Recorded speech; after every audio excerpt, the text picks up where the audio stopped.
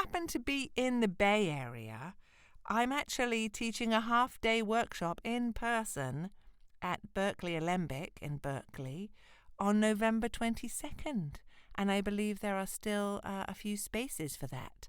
It's a super low-cost sliding scale event, and it's called Coming Home to Your Voice. So do join me. You can find the details out for that at yourfreevoice.com/events. Hello and welcome to Your Free Voice with me, your host, Julia Norton. This podcast is for people who use their voice professionally or for fun, and they want to understand how it works a bit better, or to get over old stories that might be holding them back.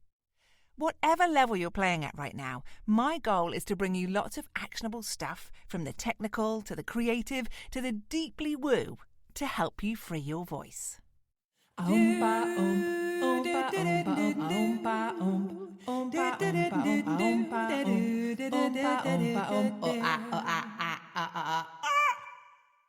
Hello and welcome to episode 52. In this episode, I'm going to be talking on the theme of coming home to your voice. Now, for me, coming home to your voice is coming home to that voice you had when it was at its most free and expressive, experimental and playful. If you think about babies and toddlers making sounds. Now, of course, we start conditioning children really, really young. The whole inside voice, outside voice thing. Children should be seen and not heard. All that stuff. There's a ton of conditioning that goes on. And depending on where you live in the world, or what your personal family is like, what the religious aesthetic is, all kinds of different things will affect how much you get shushed as a child. So there's that. There's also situations where childhood trauma can make you feel like it's not safe to be seen. So therefore, when we feel like it's not safe to be seen, a whole range of things happen in the body to limit our expression because there's a sense of it just not being safe. So the muscles tighten, the ligaments tighten, you have less range, all kinds of stuff goes on. There's brilliant, amazing things written all about that. I'm just going to stay pretty high level just with the idea of it though. Because I think that at any age we can come home to our voice. And the process that I use is one that began when I took my voice movement therapy training in London back in 1998.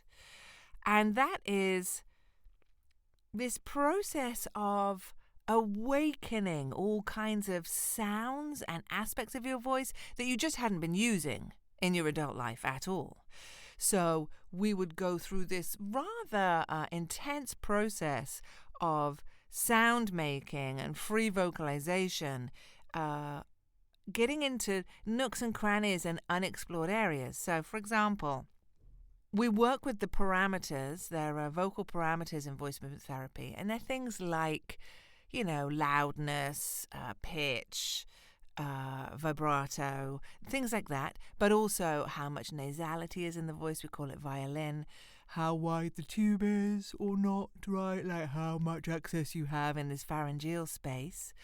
And all kinds of sounds that you wouldn't normally do. And we learn how to use them like different paints in a paint box without emotional attachment to them, okay? Without judgment, without anything except that we are going to experiment with loud, right? What's loud feel like? What does soft feel like? What does really high pitch feel like, right?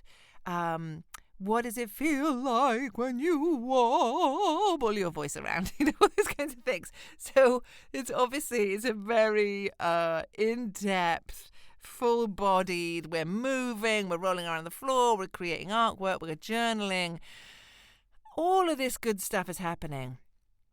And what happens over and over and over again is somebody will either look just exhilarated or burst into tears or both and say, I have never made a sound like that in my life before. have never made a sound like that. And when you hear yourself make a sound that you weren't expecting to make, that you hadn't made, maybe since you were a baby or you've never made, then there's this possibility that wakes up inside yourself of what your voice could be. And because we know that our voice, as Alfred Wolfson says, the voice is the muscle of the soul, right? It's this deepest, most expressive, open, direct route to the soul. It's also how we connect to our identity, how we share our emotions, how we feel, whether we're being authentic or not, right? Many of us have used code switching to fit in with different groups. We might have one voice at work and a different voice with our friends. There's all kinds of reasons why our voices get smaller and smaller and smaller. And if you don't have a reason for kind of unbuttoning things, it's just going to kind of stay that way. Unless perhaps you get courageous and you join, a community choir or some improv group or something, and you're encouraged to use your voice in a way that is unusual for you, which is awesome. I encourage all of those things. But let's just think, what happens when you can hear yourself sounding different? It becomes possible for you to be a different person. So if we remember that when we form our ego and create our persona, which is the mask that we show to the world, it's not, we're not hiding behind it particularly, but it's what we want everybody to see. We can change that persona at any point. But I think we need to be deeply in connection and communication with our unconscious material. So we get into our unconscious material by tracking our dreams, working with active imagination, like visualizations, things like that. Sometimes people do it through psychedelic journeying, all these kinds of things. But another way to get into it is by sounding freely and trying different voices inside of yourself, like you have this, cast of characters. When we do that and we suddenly realize that we can be something else, there's this kind of rush of possibility. Oh, I was really loud just then. I took up tons of space. And while it might have been deeply embarrassing immediately afterwards, I didn't die and it felt great, right? So then the process is, do we want to do more of that? Do we want to introduce more of that sound into our voice? Do we want to find situations where we can play with our voices, create with our voices, be in community with others with our voices? And therefore, how about we change our persona a little bit to be somebody who does that, right? Instead of somebody who stays home and watches Netflix, somebody who got no shame on Netflix, by the way. They're about the one streaming company that I'm down with. But anyway, somebody who goes out to a circle singing event or the local chorus. My mother-in-law is singing in a local chorus and she was terrified of doing it, and she's having a fabulous time. And I hope she doesn't mind me saying that. I'm so glad she's doing it, because there's that thing of you can't see yourself in the place doing it, and then you start doing it, and then you're a person who does that. Oh, I'm a bit waffly today. Thanks for hanging in there with me, everybody. Okay, so let's think. In order to have access to these different parts of your voice, you need to remember, of course, that your voice is coming from your whole body. So the whole body needs to be involved. You need to have good access to your breath. Your muscles need to be flexible. You need to watch posture in different aspects. So there are certain postures we'll do in voice movement therapy that will amplify restriction, right? and others that will exaggerate expansion. Because how you're holding your body is going to affect your voice. So that's like the physical piece. How you have access to your breath, how warmed up you are, what your posture is like, if your knees are locked. So you can add to that moving and sounding. Right? Just see how that feels. Just moving and sounding. So maybe you can just dance and sing. Get yourself a track list of stuff that you love to dance to and sing as well. Even if it's not what they're singing, you can just sing along making sounds. Yeah. And then the other part is the internal story. Probably the most popular theme in any myth or fairy tale tradition, folk story tradition, is this idea of going away and coming home. Whether you're Odysseus, whether you're Persephone going into the underworld, whatever the story is, there's some journey that needs to be taken.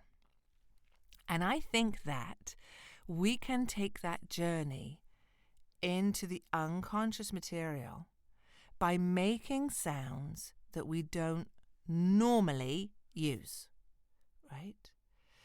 Now, if you can be in a situation where you can do that with other people or in, guided by somebody who knows what they're doing, fabulous. But if you're not in that situation, what about if you just start to add some vocal warm-ups to your day? If you're not vocally warming up every day, just out of habit, what if you just start to add some hums? Check yourself in the mirror, make sure you're not raising your shoulders when you're breathing in or jutting your chin forward, and just adding some hums, trying to feel that vibration of the hum through your whole body. Imagine yourself breathing in through your skin. These are all ways that we can connect to the voice. And then what if you just add a little bit of movement, just like I'm actually rocking around in the vocal booth here, but if you're just moving just a little bit and add a little sound to it. So even if it's just small. So if I were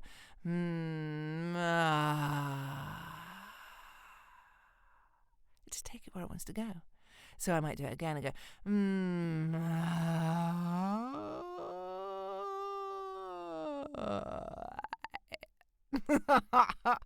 It's so fun. I wish I didn't laugh like Sid James when I do stuff like that. And for those of you too young and not English enough to know who Sid James is, I apologise. Look him up. Actually, don't look him up. We can just start connecting to our voice by just giving it a little bit of space. And I think this time of year, because we're 2 weeks from Thanksgiving in the US. We're fully into autumn and beginning to get into winter time. It's a great time to think about coming home to yourself, right? It's that time of year when we start to turn a little bit inward. And what does that mean? If you've ever lost your voice, what did that mean to you? What did you make it mean? Because physically losing your voice is I find it incredibly stressful, and it's a real challenge. And actually, it was at the first time that I ever really lost my voice properly. And many of you will have heard the story before, was during the wildfires here, I think in 2018. Combination of events, wildfires, conference, talking to lots of people, picking up germs, and getting a sore throat and feeling sick, and then hosting Thanksgiving. So here we are, we're back here again. And I lost my voice completely, and I felt, first of all, I felt a lot of shame. I'm supposed to know how to do it. I've been teaching people how to use their voice for 25 years. But then when I got through that, I realized that I didn't need to feel shame. I just needed to understand more deeply how my voice worked on a mechanical, physical level, so that I could, prevent that from happening again, because I lost a bunch of work, from doing that. And anyway, that's why I created Your Vocal Health, actually, which is an online course that you can do at any time. You get little videos of me chatting and taking you through it and practice things to do. I'll put a link to that in the bottom. Yeah, I think when we are able to come home to ourselves, come home to our breath, come home to that present moment, and just allow the expansion in the belly and the chest. Just allow relaxation in the throat. And let your voice be what it wants to be. When I'm working with singers, so often the reason that they can't get a note is because they think they can't get it. They really, really just... Because if we change the vowel, if we tweak things, if we watch their posture, if we make sure they're really properly warmed up, they nearly always can get it. But they'll feel certain that they can't because they haven't maybe heard it before.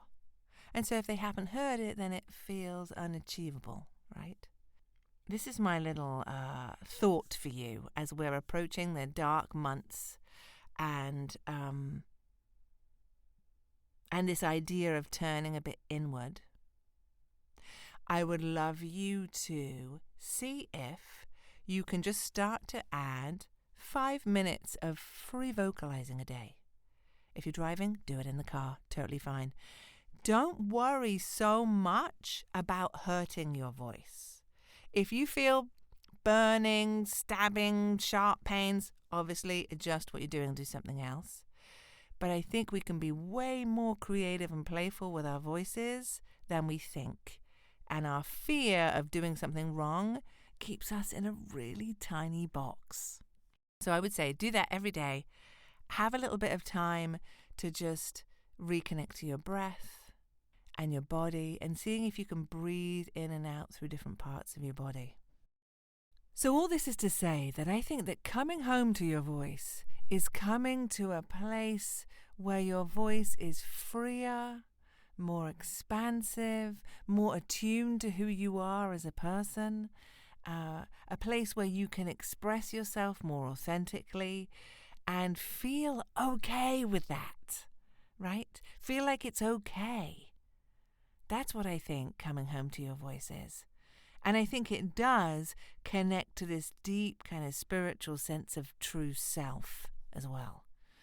And that's why I love the ideas of combining this with these great mythic stories and folk tales and things. If you have particular coming home myths or stories that you like, do let me know. Like, shoot me a message. I'm Julia at Your Free Voice. You can email me there. Definitely, if you can, leave me a review or a rating or something on the podcast so that I can bump up the algorithm, because I'm still swimming in nothing sphere. So I so appreciate you for listening. Thanks for listening. Thanks for listening.